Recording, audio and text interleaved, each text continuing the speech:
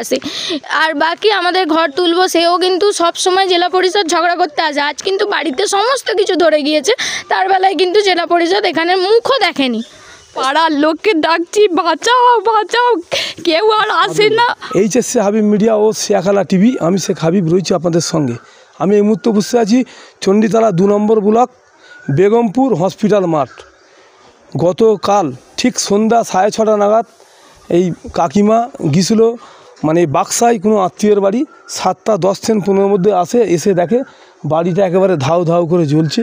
মানে একটা জানালা পিছন দিকে খোলা ছিল, এসে ধাউ ধাউ করেছে, মানে বাড়ির সমস্ত জিনিস একেবারে পুড়ে তছনছ হয়ে গেছে, নষ্ট হয়ে গেছে। ফ্রিজ, আলমারি, ড্রেসিং টেবিল, খাট, সমস্ত জিনিস, এমনকি প্লাস্টার, মানে নতুন বাড়ি 2 বছরের বাড়ি খসে পড়ে গেছে, হিটে ঝরে গেছে। মানে ভয়ানক দৃশ্য দেখার মতো।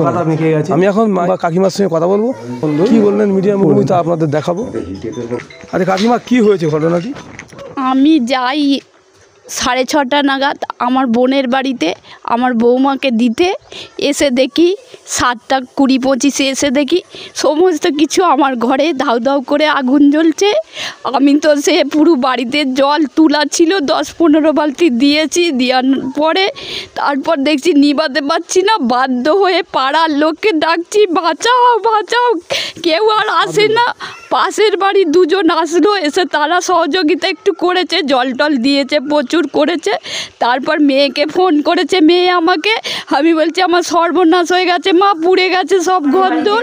মেয়ে তারপরে এসছে, তারপর জামাইকে ফোন করতে বলেছি, পাশের বাড়িরই লোক একজন ফোন করেছে জামাইকে, তারা এসেছে, এসে সবাই মিলে আবার আরেকজনকে খবর দিচ্ছি যে আমার দাদাদেরকে খবর দাও, তারা এসেছে। আসার পর সব কিছু নিভিয়েছে, নিভানোর পরে ওই নিভাতে 11টা বেজে গেছে। আমার বাড়ি ঘর নিভাতে আমার নষ্ট হয়েছে আলমারি, ফ্রিজ, তারপরে মাইক্রো ওভেন, ইন্ডাকশান ওভেন, তারপরে তোমার টেবিল, চেয়ার, 4খানা পাখা, সমস্ত কিছু, ঘরের কাপড় জামা, যা কিছু বাসনপত্র সব কিছু, আমার কিছুই নেই। আমার আছে বলা হয়েছে, এখনো কেউ তার নাম আমাদের দেশের সদস্য ওকে জানানো হয়েছে, ওনার স্বামীকে বলে এসছে আমার জামাই, আমি যেতে পারিনি আজ পর্যন্ত। আমার জেলা পরিষদকে থানায় বসে ফোন, আমার বাড়ির পাশেই বাড়ি, আমি তা ওনাকে না আসেনি, তিনিও আসেনি, আমি থানায় বসে তাকে আমি ফোন করেছি, সেও আসেনি আমার কাছে এখনো পর্যন্ত। বেলা 12টা বাজে, তখন বলেছি এখনো আসেনি। আমরা গেছিলাম ওই 9টা। থানা বললো আমরা ইনকোয়ারি পাঠাচ্ছি, রাত্রির মধ্যে আমরা একটু যাব, এখনো পর্যন্ত এসে পৌঁছায়নি থানা। আমি অসহায় মানুষ বলে আজও আসেনি আমার কাছে। দিদি 10 জন থাকতো। জেলা পরিষদের লোক এসেছিল না, জেলা পরিষদেরও লোক আসেনি, তাকে তো না কেউই আসেনি। না না, হ্যাঁ করেছি, আমার পাশের বাড়ি করেছি আমি, ওরাম তাদের ফায়ার ব্রিগেড ঢুকবে না। আচ্ছা, ফোন করেছিলেন কি না? না না, ওটা আমাদের করাইনি, থানায় ডায়েরি করে এসেছি, কিন্তু থানা থেকে এখনো পর্যন্ত কেউ আসেনি। জেলা পরিষদকেও থানায় বসেই ফোন করেছি, ওই 9টা 8:30 পৌনে 9টা নাগাদ নেভাতে গিয়ে এই যে থানার কপি লিখিত জমা দিয়েছি। যে রিসিপ্ট বলতে আমরা যেটা জমা দিয়েছি, স্ট্যাম্প মেরে এটা দিয়েছে যে আমাদের ডায়েরি নেওয়া হোক, সেরকম একটা দিয়েছি। থানার অফিসার বললেন যে আমরা রাত্রির মধ্যে পাঠাচ্ছি, রাউন্ডে গাড়ি যাবে, গিয়ে দেখে আসবে। এখনও পর্যন্ত এই বেলা প্রায় 12টা হতে চললো, এখনও পর্যন্ত কোনো ব্যক্তি এখানে উপস্থিত হয়নি। আর না, সদস্যকেও খবর দেওয়া হয়েছে, সকালবেলা যাওয়া হয়েছে, সদস্যও এখানে পর্যন্ত এসে উপস্থিত হয়নি।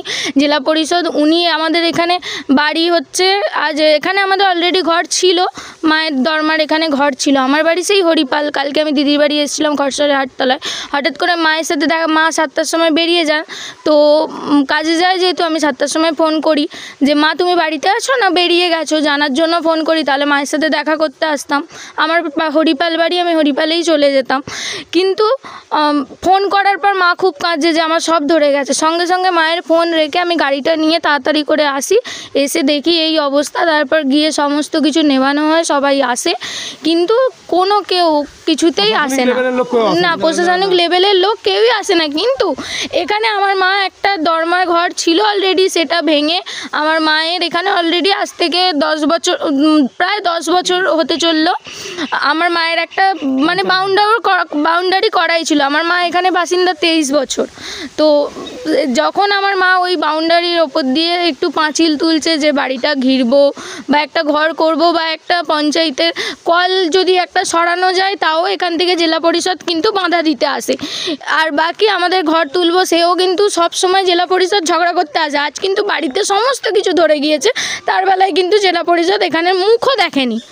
সত্যি গোদা বাংলায় যদি বলতে চাই, জেলা পরিষদ এখানকার মুখও দেখায়নি সমস্ত কিছু।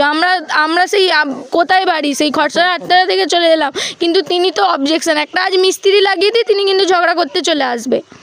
আজ এখানে আমার বাড়ি থেকে সব 5-6টা করে বাড়ি দূরে, তারা সব বাড়ি করছে বলে অবজেকশন দিয়েছে, তাদের কিন্তু এখানে কোনো কিচ্ছু নেই। কিন্তু অবজেকশন দেওয়ার মানেই হয় না। অবজেকশন কারা দেয়? যে আমার বাড়ির পাশে এই যে যেমন এনার বাড়ি, ইনি অবজেকশন দিতে পারে, কিংবা এই পাশে বাড়ি তারা অবজেকশন দিতে পারে। আজ তার 4টে 5টা 6টা বাড়ি দূরে, তারা কেন অবজেকশন দিতে আসবে? আর আমার বাড়ি এখানে বাঁশবাগান, বন বাগার, মায়ের বাড়িতে কে অবজেকশন দিতে আসবে? সেখানে 10বার অবজেকশন দিতে আসে, কিন্তু এখনও পর্যন্ত কোনো প্রশাসনের লোকই তো দূরের কথা, কেউই আসেনি এখানে, কেউ উপস্থিত হয়নি। আর কি বলবো বলুন, কেউই আসেনি। আমি আর কি চাইবো? মা বলতে পারবে। যেটা ভালো হয় সেটাই করবে সবাই। আমি এখন আমাকে একটু কিছু সহযোগিতা করুক, আমার ঘরটা আমি সাইডে থাকতে পারি। কেন আমি তো পরের বাড়ি কাজ করে খাই, আমি দিন আলাম দিন খাওয়া মজুর খাওয়া মানুষ। কেন আমার ছেলেও ছোট, বাইরে থাকে, সে নিজেই খাওয়াতে পারে না, কিন্তু আমাকে একটু সহযোগিতা করা হোক, এটাই আমি বলতে। এখন শুনলেন যে